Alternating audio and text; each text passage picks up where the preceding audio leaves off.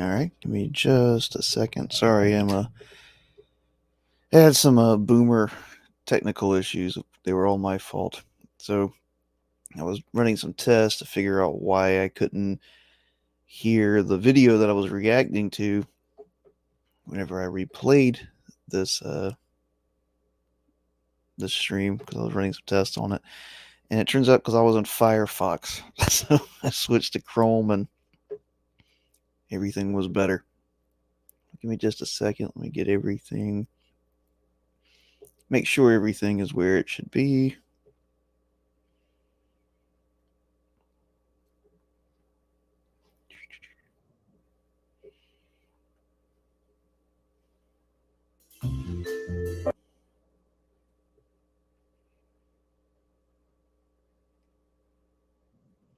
There it goes. Okay. So, ShortFatOtaku, which that's a hilarious name, put out a video 3 weeks ago now called Examining the Phrase Everything is Political, because apparently he had done one a few years ago. Basically, as far as I can assume, speaking the opposite of this, of what he actually goes into here. I meant to respond to this video the day it came out or the week it came out, but my house was one that got put without power because of the hurricane that came through. So I've been without power for a while and then without internet even longer. So that's why this is late. But regardless of that, I'm finally here, able to do it. So I'm gonna try to keep it pretty chill. I've thought about this a lot. I listened to his video a couple of times. It's unfortunate, I think, because I've listened to his stuff before on some other topics, and he's pretty intelligent guy. But this is just really bad take. And people saying everything is political, especially when it comes to art, is something I take seriously because I'm an artist, and more than that, I'm also a Christian, and I believe art is divine. I believe art has the power to do things and communicate things that nothing else can. I think it is a transcendent reality trying to incarnate itself through us. I believe humans are more than political entities, and I believe art transcends the political. I think art probably defines the political. I know humans do. So without further ado, let's get into it. Give me just a second here.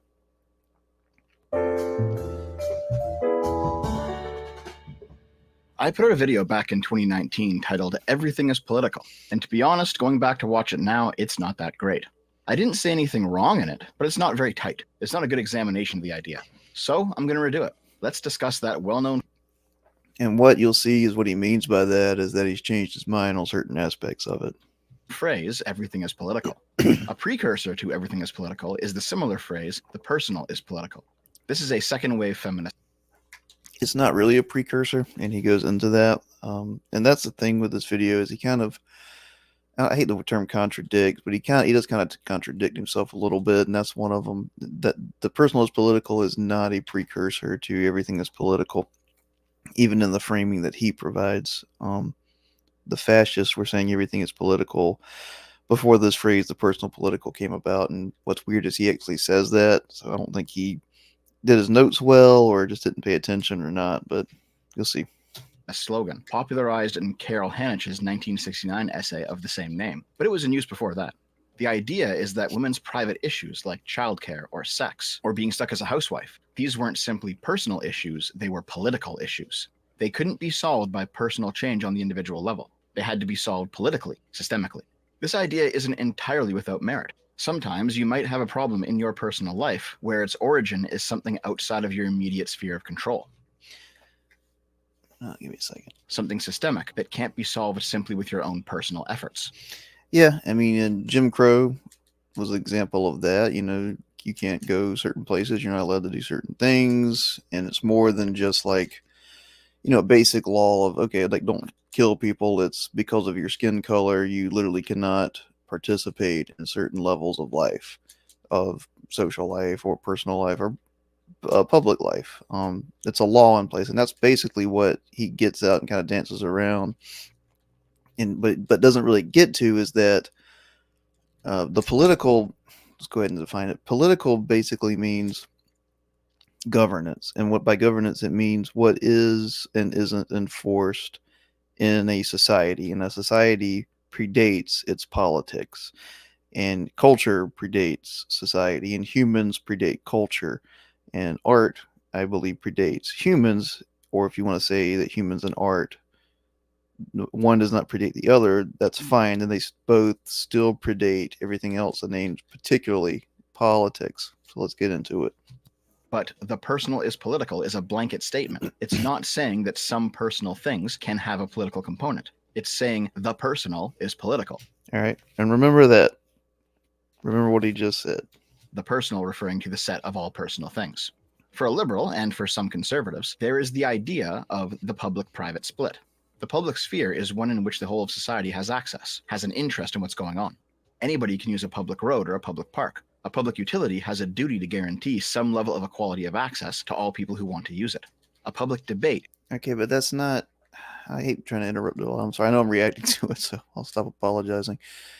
The liberal and conservatives did not come up with those concepts. I get that he's framing it in those ideas, but that concept of the personal and private split is basically exists since the beginning of time, even in theocracies.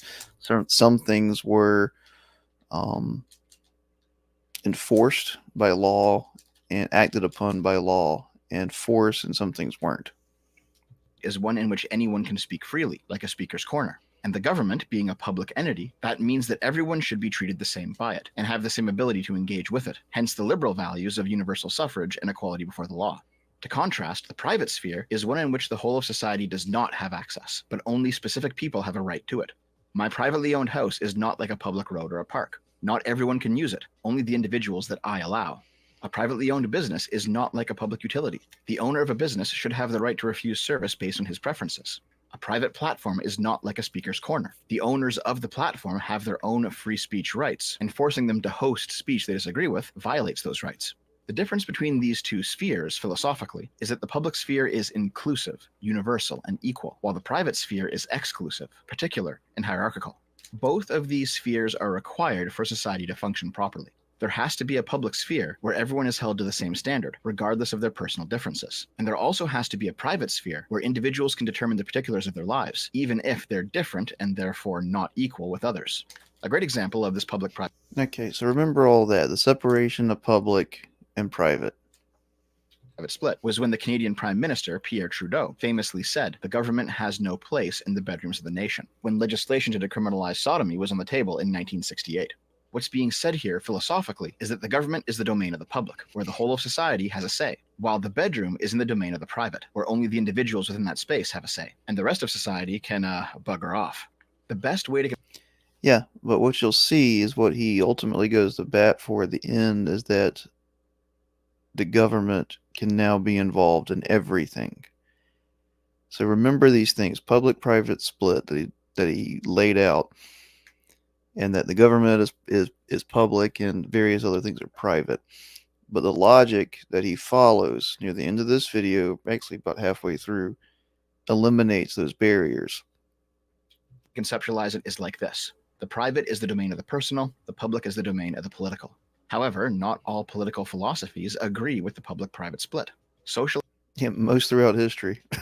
Not all, but big things like the origins of socialism and fascism, that kind of stuff. Like a lot of societies kind of viewed everything as a together, like a social gathering, and you could be punished for something you did personally if they even just thought that it affected people publicly, even if they didn't have quote unquote what we would call proof.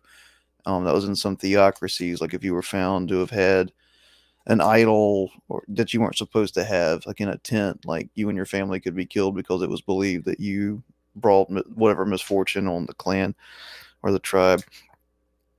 But a lot of things were private and public split. Like I said, the liberal and the conservative didn't invent that either. So you had both of those concepts before those terms. Socialists and fascists are probably the most famous rejectors of the idea. To them, the idea of a private domain, a personal domain, where the wider society holds no sway. Remember that too, that socialists and fascists believe there's no difference between public and private. That goes against their ideology. For the fascist, the phrase everything within the state is the equivalent of everything is political. The state is the political entity, and the fascist views the state as having a monopoly over all human activity, including things that a liberal would say is private.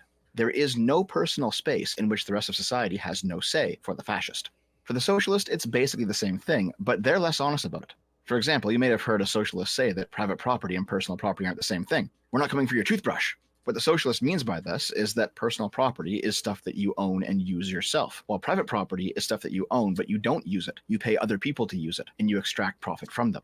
The socialist claims to want to abolish only private property, not personal property. Hence the straw man example of we're not coming for your toothbrush.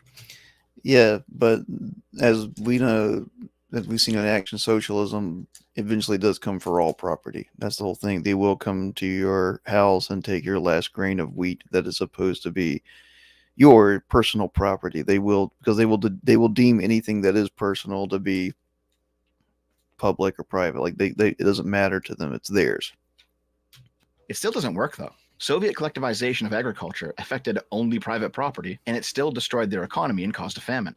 The various socialist states that implemented communal kitchens or forced people into those large gray apartment blocks, these are all examples of the socialist difference between private property and personal property breaking down. Even if a hypothetical utopian socialist society did it perfectly, they would still need to have a massive surveillance state in order to ensure that you're not running a private business out of the back of your personally owned house. And they always did try to have a massive surveillance state.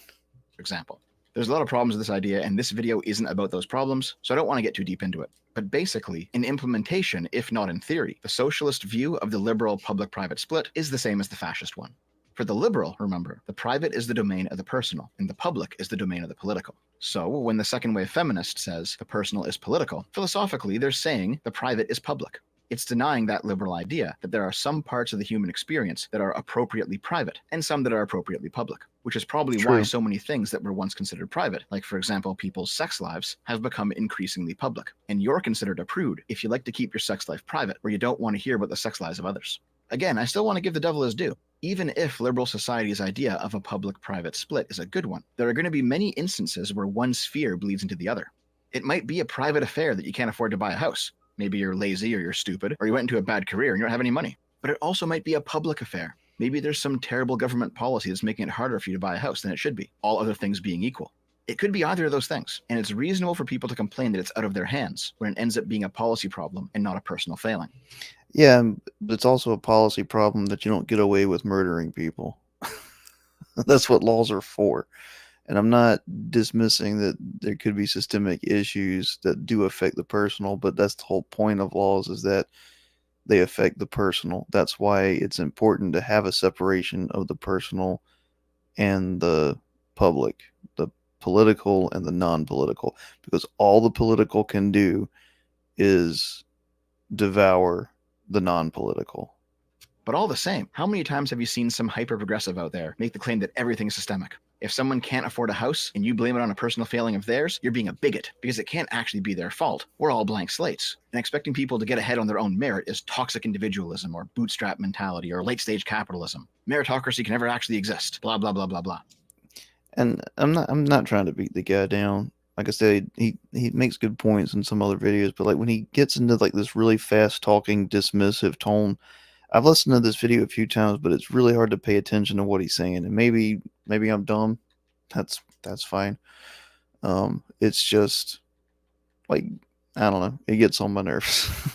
If a problem exists in the domain of the personal, the private, then you can do something about it. If a problem exists in the domain of the public, the political, then you probably can't do anything about it yourself, and you need systemic change. The idea that the personal is political is an idea that disenfranchises the individual. It says that he cannot take any action to solve any problem on a personal level because it's all within the political sphere, and expecting him to take the reins of his own life is toxic. This is, of course, fucking retarded, but hopefully this shines some light onto why so many parts of the progressive movement tend to devalue individual action and insist that a huge nanny state is needed to fix everything or something. Now remember that distinction again. The phrase everything is political is a natural descendant of the personal is political. Everything is political began in the media analysis and criticism part of the internet, at least as far as I can tell. Back during Gamergate... No, again, the personal is political.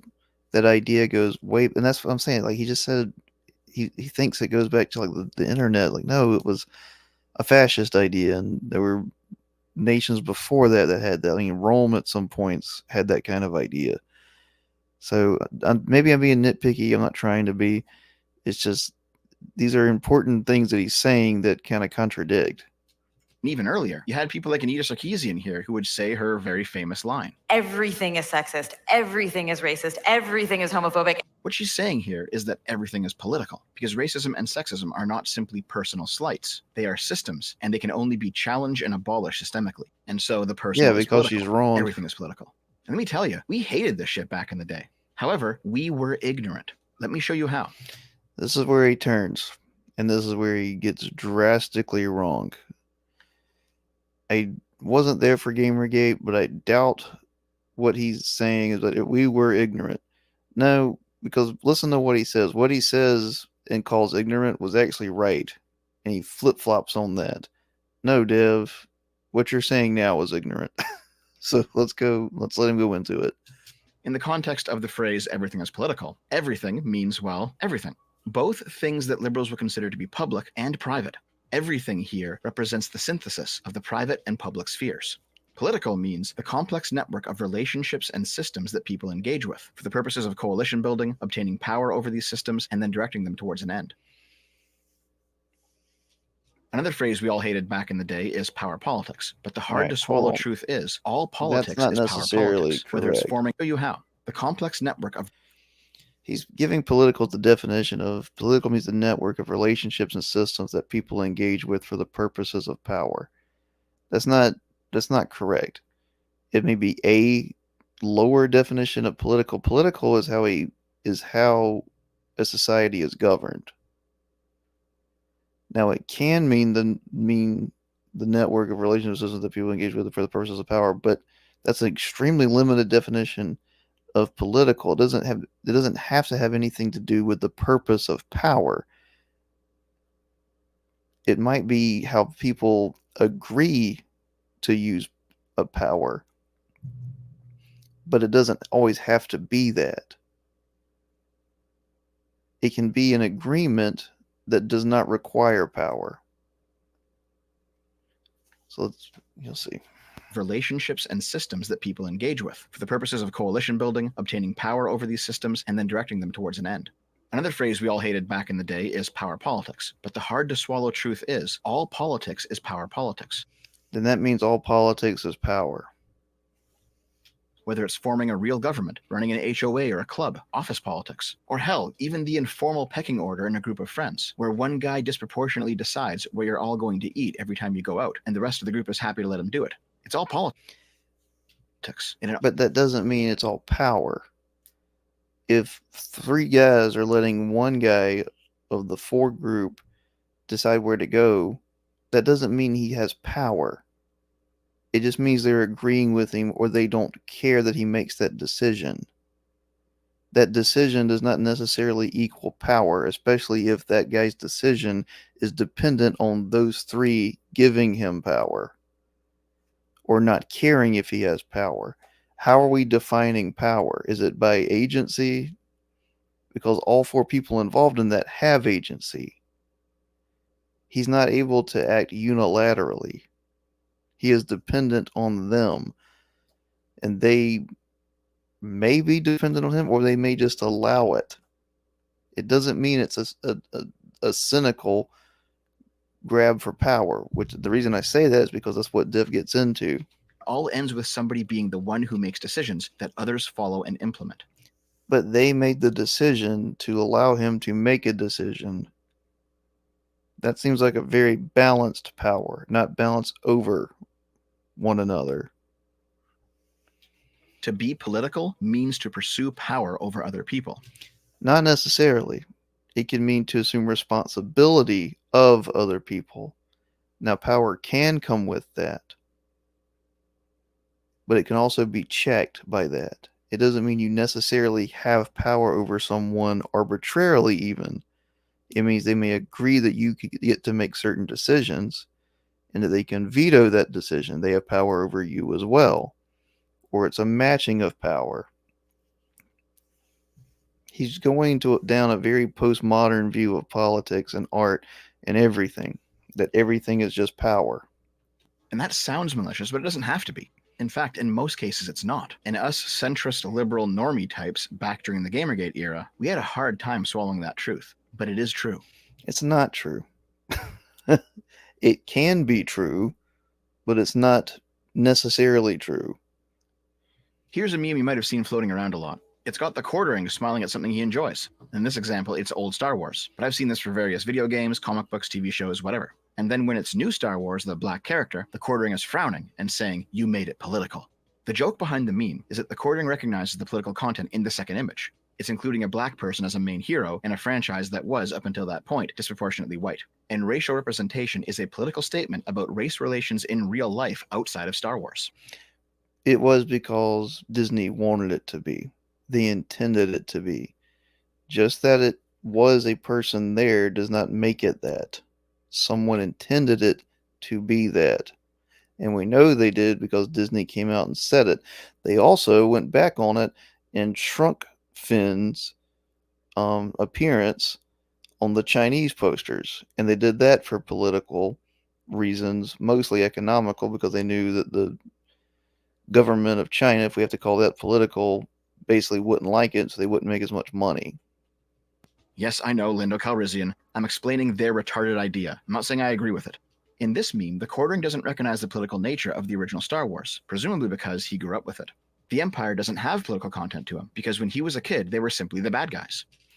And this is where Dev's getting confused between what is political and what has politics in it. And this is a huge mistake that most people who go around quoting everything is political or all art is political make. Because Star Wars had political elements in it does not make it political. That George Lucas was inspired by real world events does not make it political. What makes it political is the intent behind it, how it was made, and why it was made. Did George Lucas make it to push a political narrative? And he answers that and says no. He says he was inspired, but he was inspired by everything. And there's an even further argument with that I'll go into later. But we know Disney and other corporations make choices to include political things within their media. And we have a word for that, and it's called propaganda. That's why the word propaganda exists. It's different than art. And that way of viewing Star Wars hasn't been updated in his head since those days. In actuality, there's a lot of political content in Star Wars, the nature of empire and political rebellions being the most obvious. I did a whole video on that, in fact. By the way, I don't think the actual quartering would think like this. This is clearly a lefty meme meant to shit on him. However, the underlying substance of this meme is making fun of the liberal idea of the public-private split, at least insofar as media analysis is concerned. If, for the liberal, there is the public political domain. And that's because, if I use his terms, non-politicals, like progressives, basically, they believe everything's political, as he's already established. Where things can be debated and equal access secured and all of that. And then there's also the private personal domain, where individuals have a space to pursue their own subjective preferences without interference. Then, insofar as media analysis is concerned, progressives tend to view liberals as naive sheep who must be led to the correct conclusion. If all art is political, then there can Which is their subjective view. be no private consumption of art. The person who enjoys art without engaging with its political components is actively blinding themselves to those components for their hedonistic purposes. And you know what? Liberals and conservatives have clued into this game, which is why you sometimes see this meme floating around too. The idea that politics-addicted snobs cannot understand simply enjoying something is quite valid too. But this is where we get that tired nonsense of, I can't believe that conservatives watch Star Trek or The Boys or Starship Troopers or whatever and don't understand it's making fun of them. How could you be so media illiterate? Well, one, it is completely valid to simply enjoy a work for the fun of it, for the ride, and not think about it too much. We're not machines. Our brains don't need to be 100% on and engaged all the time. And getting some downtime where you just chill and enjoy something is pretty good too. Two, not all art has left-wing political themes. And progressives trying to claim as many properties as leftist, using often very flimsy reasoning, is both fucking annoying and a problem for the culture war. And not all art has political aspects into it, and it's not political by nature.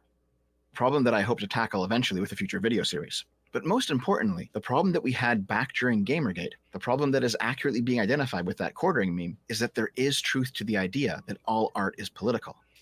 No, there's not. That everything is political. No. It's more accurate to say that everything has a political interpretation. Okay. Then why didn't you say that? Because those are two vastly different things. Everything can have an interpretation of anything, and anything can have an interpretation of everything. That means everything is nothing, and everything is everything. Or an impact on real politics, even if that impact is near infinitely small. But our insistence that we don't have the conversation in these terms is the reason why progressives won so many culture wars over the past decade. No, you're confusing power with this idea that someone won something did not make them correct. It just made them either stronger or smarter or craftier or more evil or more worse or more willing to do something. It could mean a million things, dude.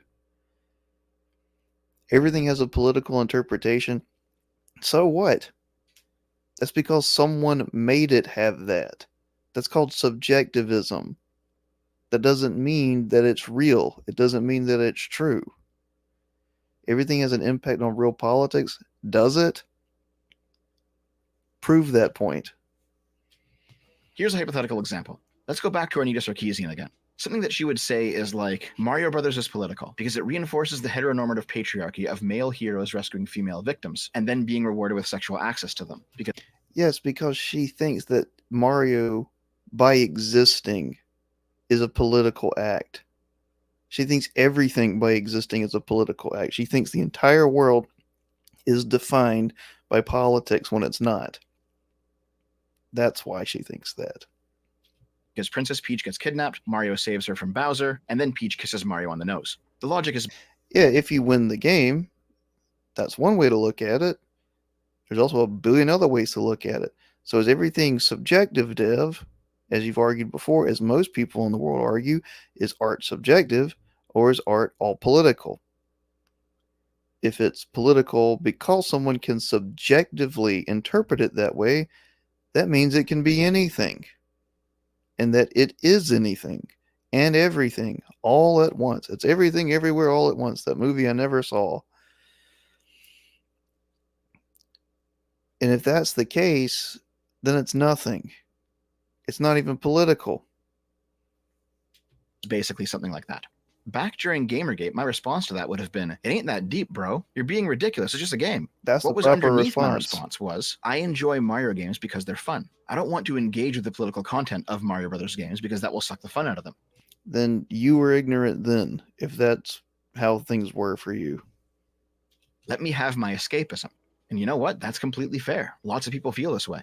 However, this hypothetical Anita Sarkeesian would counter past Dev by saying, well, you don't think Mario's political, but I do. Mario should... Good for her.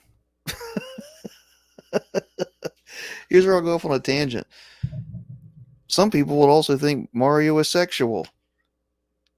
Because they would masturbate to Rule 34 of Mario, does that mean that every game is sexual? And here's where I'm going to go off on this tangent because it's important.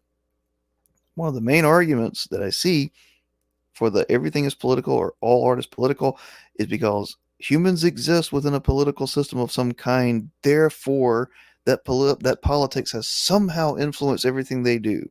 Well, guess what?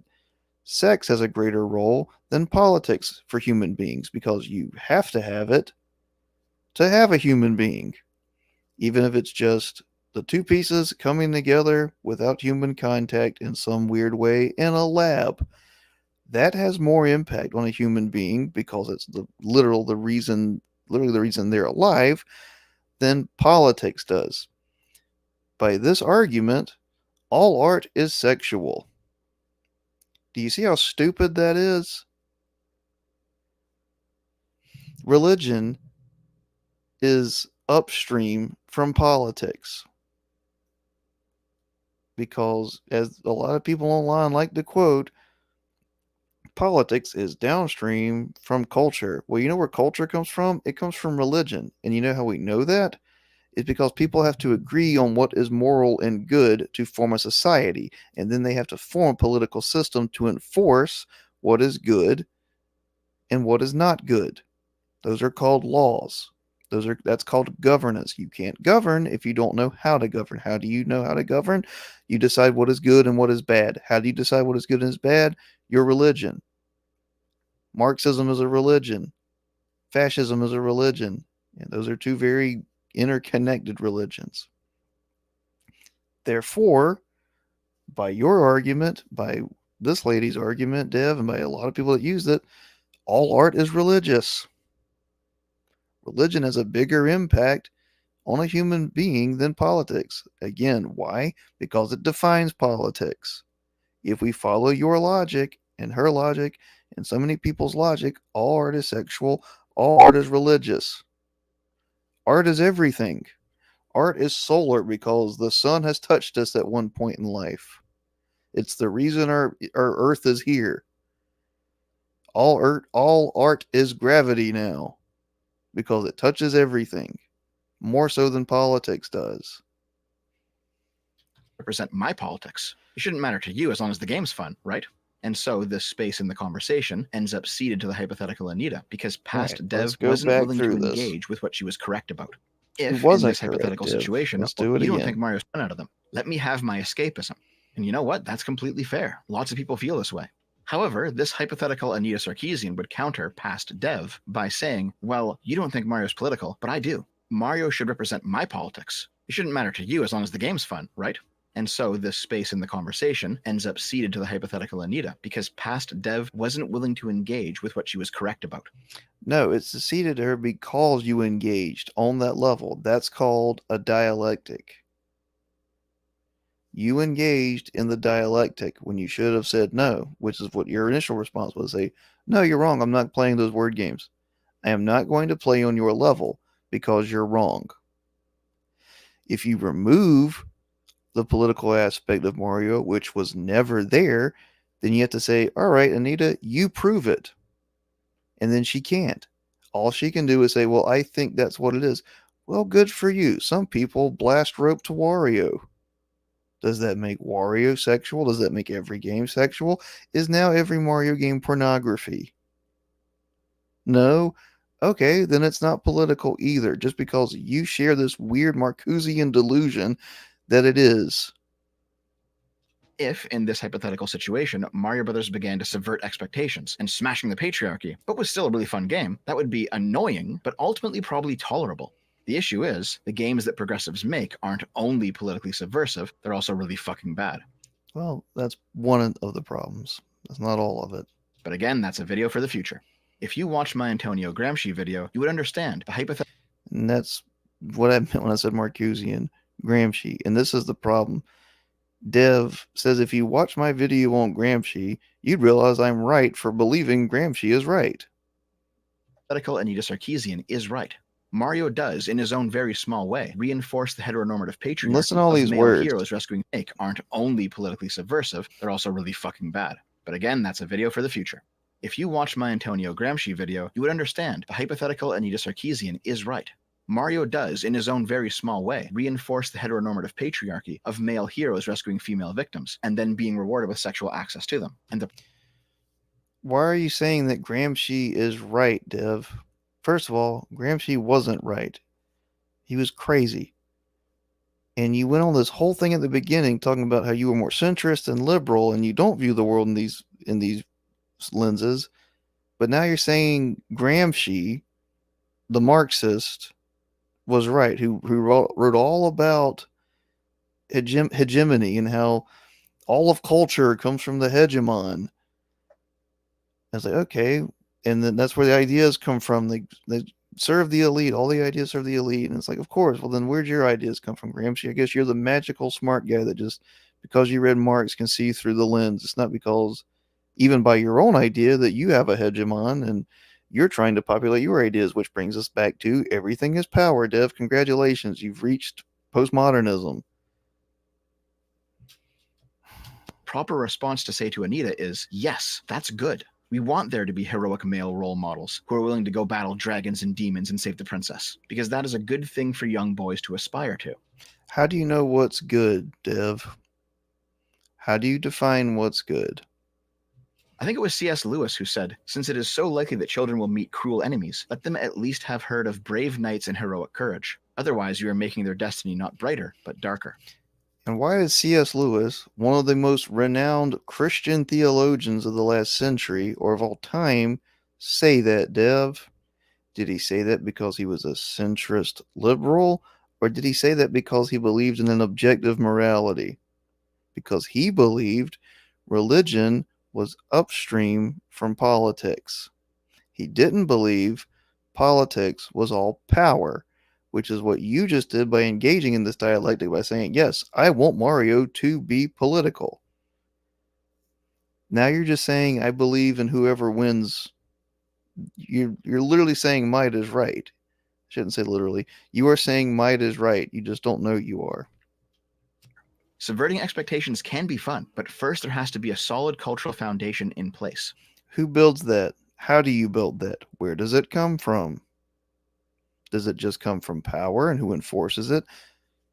That's a Gramscian belief, which you said was right.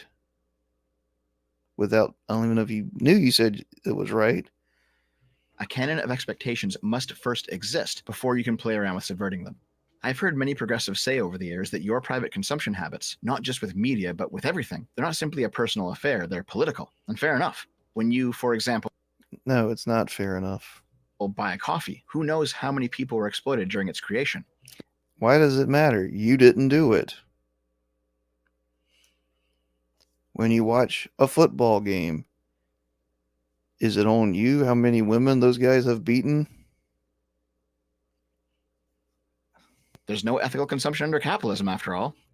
By this idea, there's no ethical consumption or capitalism. That means there's no ethical consumption under anything. What is the ethic? Is it the Marxian idea of exploitation? Okay, stupid argument then. How about is that you can't get anything without something dying? No matter what you do, there's probably something that died for it. You step outside, you probably killed an ant. Does that mean there's no ethical action at all? All employment And I know he's not agreeing with this. It's a rabbit hole of bad ideas. is theft. I get the idea. If you simply close your eyes to this critique, if you deny that everything can have a political interpretation, And there you go. Can have a political interpretation. It can have a billion different interpretations. Are they all valid, Dev? Why is the political one more valid than others? You never answer that, except that you say, if you watch my Gramsci video, you'd see that I was right or that he was right or whatever. That doesn't make any sense. you will once again cede that ground. This is why progressives have run successful boycotts of various actors or art. No, they did that because they had organizing power and a will to do something. That doesn't mean they were right about anything. Otherwise, the Vikings were right when they made their conquering. Which, whatever, if you want to say that, that's fine. But you can say that about any power that did anything over other people. Artists or creators or whatever who publicly disagree with their politics because they viewed their consumption habits as having a political dimension, and therefore they had a moral obligation to, for example, not play Five Nights at Freddy's or Hogwarts Where does their morality come from for their politics? Legacy, or demand Gina Carano get deplatformed and blacklisted. There's tons of examples here. I'm sure you don't need me to lay them all out. You know what I'm talking about. This is also why, once the online right finally began to gain a political consciousness in the culture war, progressives Began to what are you talking about? Like, that's the other thing I'm so confused by. It's like he's thinking in internet happenings instead of reality. began to scream that the internet was descending into an era of alt-right fascism or whatever. Whether you agree with their politics or not, when right-wingers began to organize their own product boycotts, like Bud Light, for example, based on that raised political consciousness, they were finally doing so with the understanding that their consumption has a moral component. Because They did it. They weren't realizing it. They just saw that a company that they previously bought from did something they didn't like and said, I'm not going to buy that. You can call that a raised political consciousness. but it was because they felt like a company was being political, not that they were being political. They felt like they were being dragged into politics because someone made something political. See the quartering meme. Because everything's political. Hogwarts Legacy No, not because everything's political. It's because someone made it political, and then they had to engage with it politically, which they didn't want to do. And you didn't have to. You don't have to do that. And they engaged with it economically instead of politically. They saw something was political or being politicized, so they said, okay, we're not going to give our money towards it. Is all money political? Is it because the government prints the cash that now all money is political, all spending is political? Wonderful. Now it can be punished politically. Dev, here comes like central bank digital currency now. represents a politics that leftists find immoral, so they boycott because everything's political. Bud Light represents a politics that rightists find immoral, so they boycott because everything's political. No, they boycott because they don't like that it became political. Personally, I reject both these boycotts for two reasons. One, I'm not a part of the left or the right. I feel no loyalty to either. Then why did you agree with Gramsci? I'm not morally obligated to support either of their political projects. But morally obligated, what do you like? Where does your morality come from? Does it come from being on the left or right? Well, where does their morality come from? I don't know your morality, Dev. Two, as a pragmatic person, I recognize that everything does have a political component, sure. No, as a pragmatic person, you should realize that just because someone claims something can be political doesn't mean it's political. But also as a liberal, I recognize the individual has a right to ignore that political component and do whatever the fuck they want. Where does that right come from? I'm not stupid enough nowadays to say, not everything is political, guys, and I am. But you're being stupid enough to say that everything is political. I'm happy to rigorously enforce my own politics and standards within my own spaces when necessary. But if I want to sit down on my off time, ignore the political ramifications of my choices, and enjoy a tall glass of Bud Light while playing Hogwarts Legacy, I have the right to do that. And those political ramifications are coming because someone is reacting to you politically. They are making it political. And I'll give you an example of this. In the Bible, there's a story of Daniel where I get my namesake. And he's an advisor to the king, Nebuchadnezzar. And Nebuchadnezzar has these other advisors as well, and they don't like Daniel, probably because he's Jewish and they're Babylonian, and he worships a different god than they do. So the Babylonian advisors convince Nebuchadnezzar to make an act of prayer that is not to him illegal, and that anyone who prays to a different god or doesn't pray to the statue of Nebuchadnezzar is to be punished. When Nebuchadnezzar isn't thinking, and he enacts the law. Well, Daniel doesn't pray to Nebuchadnezzar. He prays to Yahweh, Jehovah, the Jewish God, whatever you want to call him. Well, now Nebuchadnezzar is forced into either punishing this person he really likes, that's his friend at some point, his top advisor, and going back on his word. And he foolishly chooses to punish Daniel, and he's delivered, by act of God. Here's the thing. The actions Daniel was doing weren't political before. Those advisors made it political. This goes back to, how does the personal become political, Dev? Through law. Someone makes it political. It's not political unto itself. This is how art works. When art is made politically, it's called propaganda. If someone makes it political by reacting to it and subjectively trying to make it that, so what? That doesn't make it political. It means that person is trying to make it political or believing it's political. Again, how does that warrant any more credence than someone whacking it to Wario while he's playing Mario 64 or whatever.